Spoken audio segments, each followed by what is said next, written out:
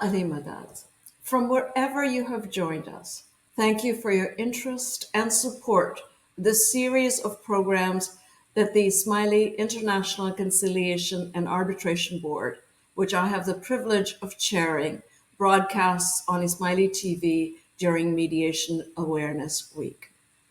Our objective in presenting these short video vignettes is twofold.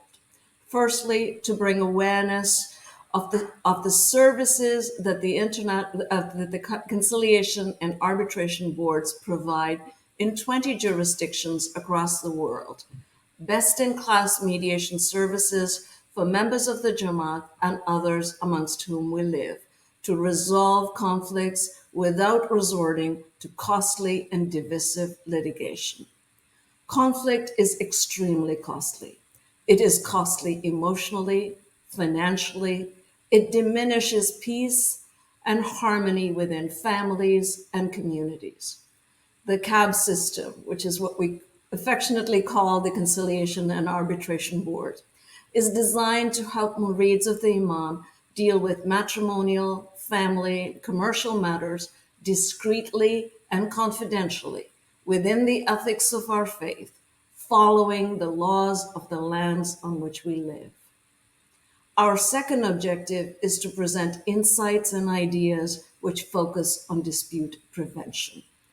Today, I am pleased to have an opportunity to speak to two exceptional leaders and thinkers who bring a wealth of experience to help us reflect on what we can do to lean in and make incremental positive changes in the way we live so that our families, our communities, our countries become fairer, more just, inclusive, pluralistic societies, preventing disputes and leading to greater peace and harmony. I am pleased to introduce Denise Williams, a member of the Cowichan tribes in Vancouver, was an exceptional Indigenous leader, young Indigenous leader. She teaches at Simon Fraser University. Denise has made a remarkable contribution in achieving digital equity for Indigenous peoples in Canada. Leading the First Nations Technology Council, Denise brought together the goals of Indigenous sovereignty and technological advancement within a rapidly expanding global tech and innovation economy. Denise is dedicated to creating and holding space for youth voices and is most often heard about talking about future generations and the work we must do today for their benefit. She is a proud holder of many governance positions within the Urban Native Youth Association. She's the chair of the Make Way Foundation, a director of the Vancouver Foundation, Innovate BC, and as I said, teaches at SFU. And those are just a few things that Denise does in her life and a most generous leader. Welcome, Denise. I'm looking forward to our conversation today. Thank you. I'm also pleased to introduce Rick Young. Rick is widely recognized as a leader in the field of large-scale transformative social change, an architect of numerous social change projects within Canada and internationally. He is the founder of the Social Projects Studio, a distinguished visiting professor of social innovation at Ryerson University, now called the Metropolitan University, a co-founder of the Neshulai Maasai Conservancy, which won the UNDP Equator Prize in 2020, and which I'm sure was the impetus for his being acknowledged as a Maasai elder. And I'm sure we'll hear more about that work when we talk to Rick. Rick has also been awarded the Queen Elizabeth II Diamond Jubilee Medal in recognition for his contributions to society. He has worked on several projects with the AKDN as well. Welcome, Eric. I am really looking forward to our conversation today.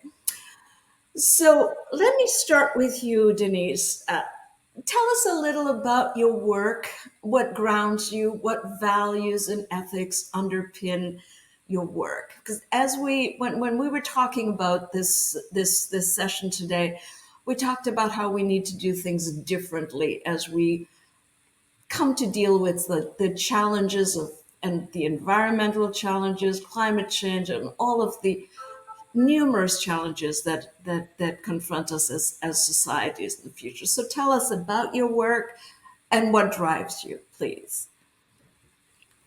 Yeah, thanks for that question. I'd say how to do things differently is how I arrived in this work, in this space. Although I've spent a lot of time in the technology and innovation space, I'm not a technologist at all. But the space kind of came upon me as one that I might be able to have some influence in, and one that I was really passionate about. For me, it's been challenging in that I'm an intergenerational survivor of residential schools. My father is a residential school survivor, which has a lot of implications in my life that I didn't understand in my 20s and my 30s. But now in my 40s, starting to understand and the context in which we're having these conversations in Canada is changing, and that has been a way forward for me emotionally to understand what my role is as a First Nations woman, an aspiring leader and change maker in this country. And one of the things that I became really passionate about was how we can start to think about how to raise up Indigenous voices in spaces where we don't hear them, and that was a very real experience for me, especially as a young First Nations woman working in different environments, different institutions. I worked for the federal government of Canada when I was younger. Also worked for various not-for-profits and in education and academic spaces, realizing that for me it was just an incredibly uncomfortable experience. I felt like a lot of tension for me. I felt, that I wasn't able to fully express who I am, and I decided that one of the ways that I would reclaim my identity and go on that lifelong journey would be to be in service to our people and learn more about our communities, about our languages, about our traditions, our protocols, our laws, our ways of being. Because these are things when you come from the residential school system that many of us, don't have access to those things because those were the things that were taken from us.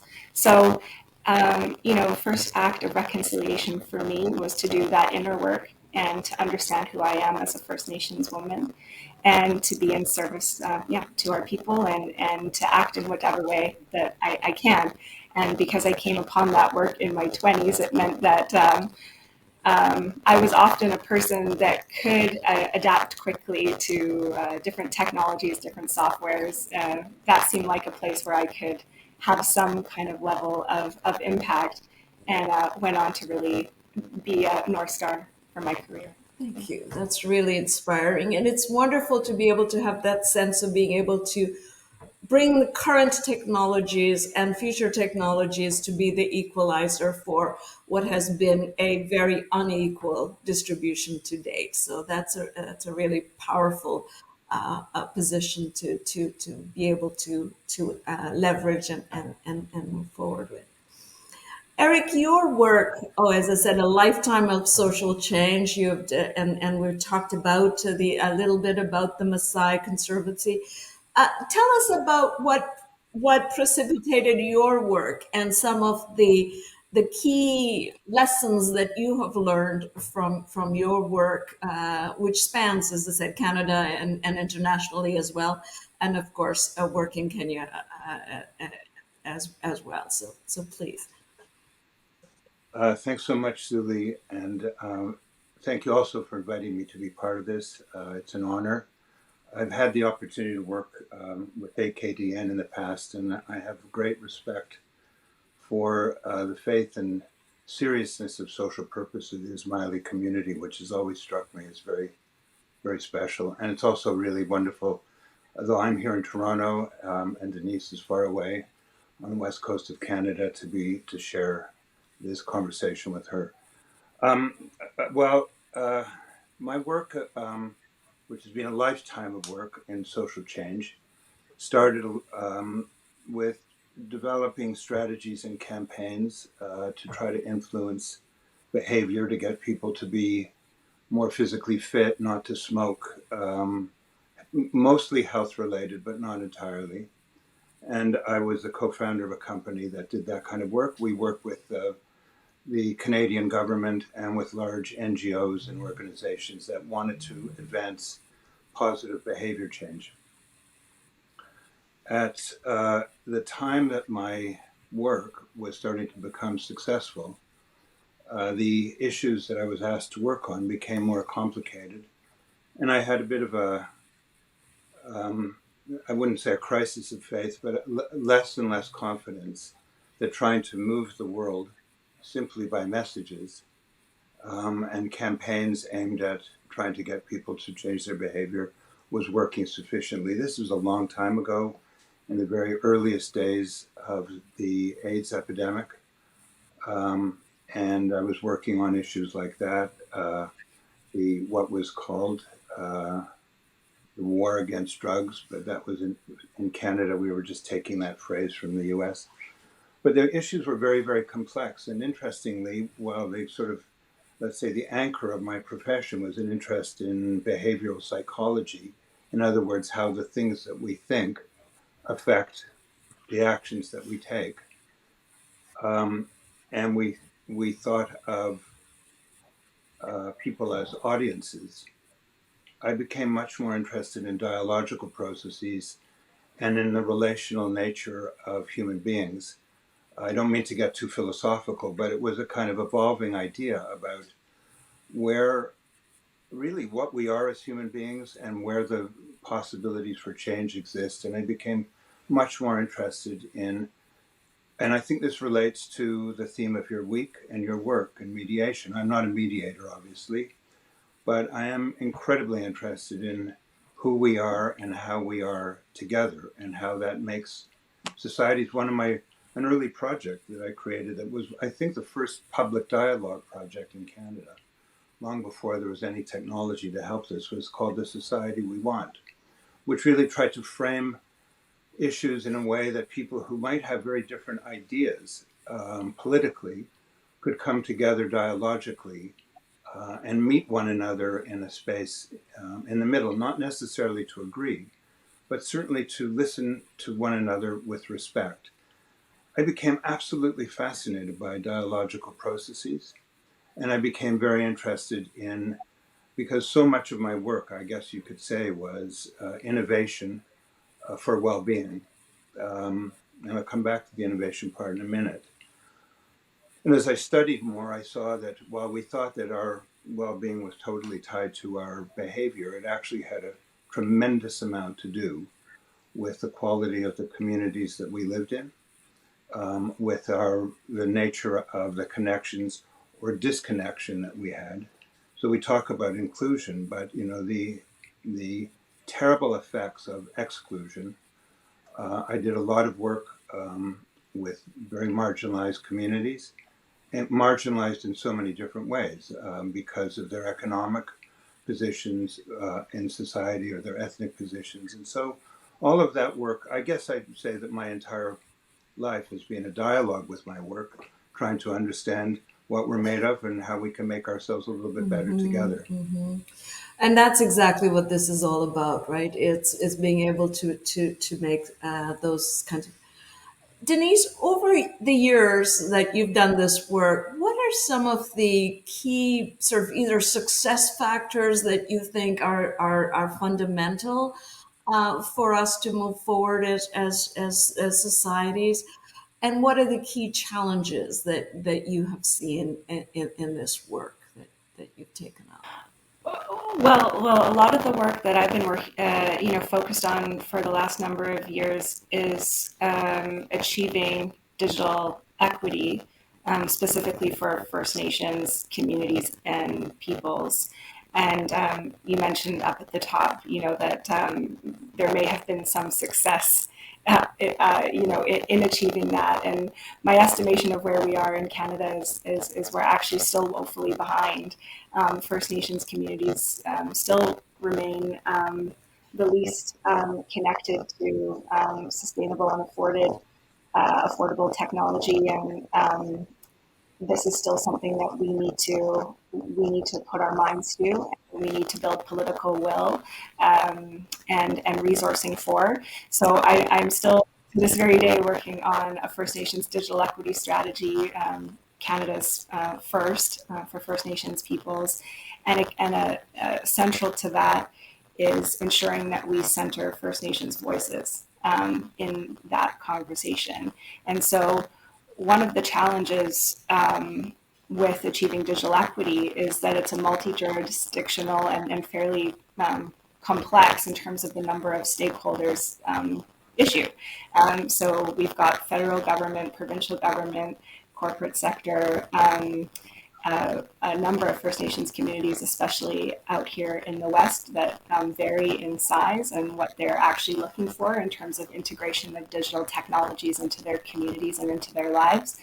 And so when we think about self-determination and sovereignty for each of these nations, what that looks like in terms of their decision-making and leadership in this space varies really greatly. And so the challenge for me, over the years in this role is how to build and hold a space where all of those voices are heard respectfully, and the power of those voices and building a shared language about what we want to see our digital future looks like begins to influence the policymakers, the lawmakers, the regulators, the decision makers of the Crown. And so that hasn't been an incredibly easy journey, as you can imagine. I don't have to list all the reasons why that is.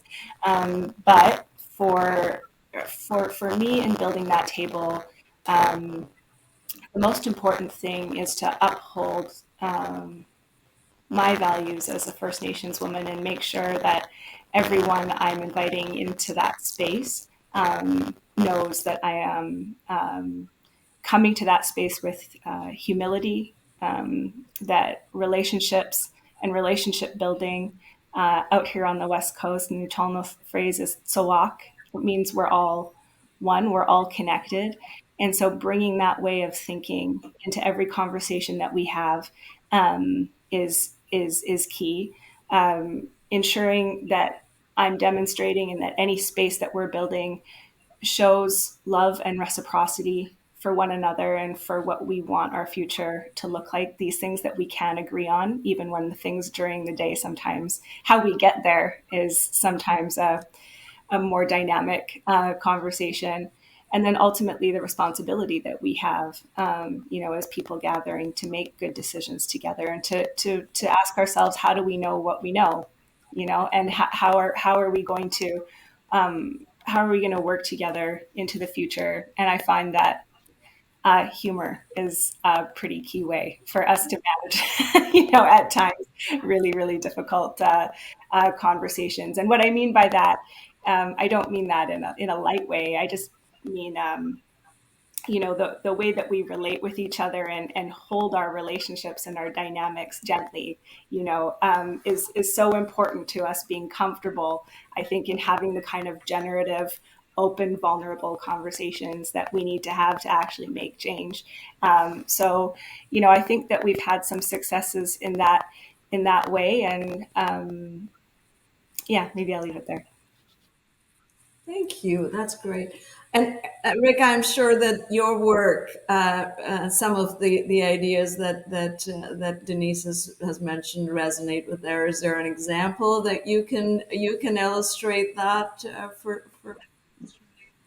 Well, first of all, I just have to pick up on what Denise said. I love it. I mean, just it's hard to find the words to talk about holding that space where we can make room for one another. I think that humor is really important because it's actually, all of my lifelong work in social change, all of the science, all of my own thinking, I come back to something that Montaigne, a French philosopher, a writer from a very long time ago, said that, that really qualities of good naturedness and courtesy of the heart, it's a beautiful phrase, courtesy of the heart, matter tremendously. And I think that, I think all of the science and intellectualizing of this actually is just commentary on that very basic and very profound idea in my own work. And then I'll try to make it concrete. But, there was an African American philosopher and theologian named Howard Thurman who said, I'm not going to get the quote exactly right, but this is my interpretation of it. And he was a great influence on people like Martin Luther King, by the way. He said, I want to make it possible for me to be me without making it impossible for you to be you, which I think sounds like the challenge of the 21st century. We live in a pluralistic world. The challenges of pluralism and the opportunities of pluralism, where there are, we are interconnected for sure, and our fates and destinies are interconnected, and our well-being, I think, is very interconnected. So those ideas are really fundamental to the work that I do. I would say that I've probably learned the most from a few people who did not set out to be my mentors, but who had the biggest effect on my own thinking. And they're the most marginalized of people. One was Denise, in your part of the world, a man named Cecil Paul, or Wahed in his language, up in the Kitlope, who'd suffered terribly from residential schools, terribly, and had, most of his adult life until he returned to his homeland, was on the streets, numbed by alcohol and so on. Extraordinary what he accomplished. Also, another person I work with who is a man with severe developmental disabilities, cerebral palsy, who is the most courageous warrior for rights for people with disabilities that I ever met. I worked on death and dying and end of life care, people who are dying. I see in almost everything I've ever worked on an urge for human dignity and how we create the space where that dignity is possible. So my work now, and I would say the culmination of my work, because I've been working for a long time, is in two projects.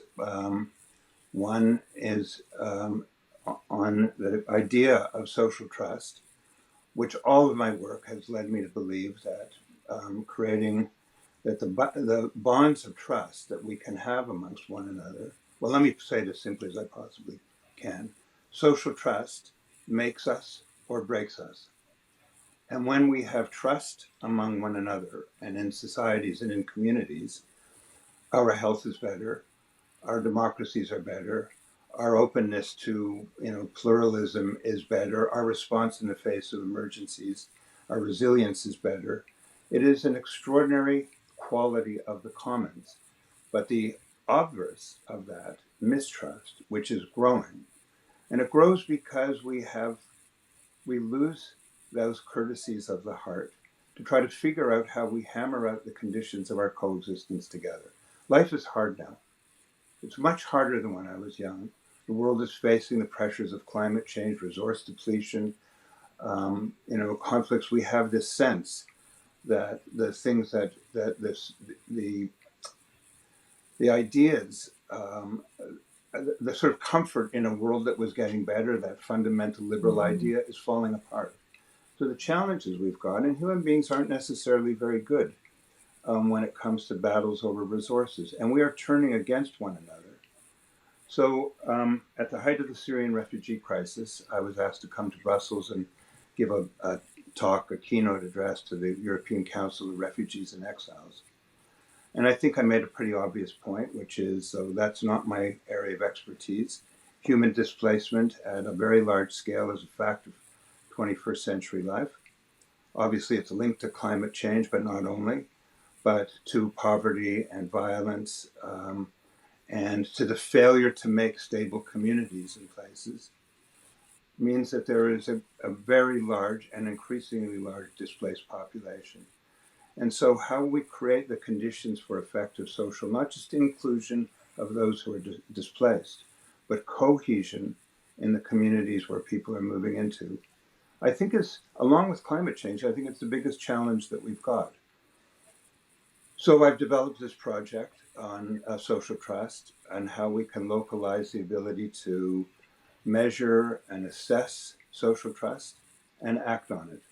And right now I am prototyping that project. I'm leaving the day after tomorrow to go to a city called Bradford in England, which many years, it's an incredibly interesting place, a very high degree of migration, of diversity, of some social deprivation, and yet a place that's incredibly serious about trying to make well-being for all of its citizens work. So we're prototyping my social trust project there. I have been early stages of this working also with the Council of Europe, and my hope and dream is that social trust will become a critical success measure for cities and society in the 21st century. I think it should be, and that the work that I'm doing will help us to get there. But I do think it goes back to everything that I've been saying. Who are we and how are we together? And under pressure, can we, and when there's pressure and when there's stress, do we turn to one another or do we turn on one another? And that's where, Zuli, I think that your work in mediation and being able to, because there inevitably there is conflict, but how do we address conflict? How does conflict and justice interrelate? These, I think, are some of the most important practical skills that we can be developing in our time. And I think that we're woefully bereft of them at the moment. Thank you. Thank you both so very much. I've really enjoyed this conversation. We could carry on having a conversation for the rest of the day, but of course we don't have that kind of time. So I want to start by saying how much I appreciate and we appreciate your wisdom and what you've shared with us today. As we move along the way, let me say that the messages of how we show up in the world overall depends on how we're also treated within our own families. And that sense of equality, that sense of justice within our families is a prototype by which we also extend out and occupy the space in the world at large. And so each one of us in our own sphere of influence has an opportunity to hear marginalized voices, to talk about, are we including all members of our family in the conversations and decisions that we need to make? And how within our communities we are uplifting the voices of those that are most marginalized. Because it is from those areas and from those voices that durable solutions to the complexities of our lives, one at a time, and then, of course, as communities comes forward. So I want to thank you for your support. We hope that this information has been helpful to you as a source of reflection. And I want to end by saying that the members of the conciliation and arbitration boards in each of the jurisdictions across the world where you reside are available to you for support. The one message we have is don't let conflicts in your families, in your businesses, in your communities fester. They have a way of growing exponentially very quickly. And so please deal with them as soon as they happen and know that there is support for you to have a solution and a way in which we can assist you. They're still your problems to solve, but there is support for you to be able to do that. Thank you very, very much for joining us. And so wherever you are, please know that our prayers are there for you, for your mushkil asan, for immense barakat in your lives. Kuda Hafiz. Ya Ali Mutar.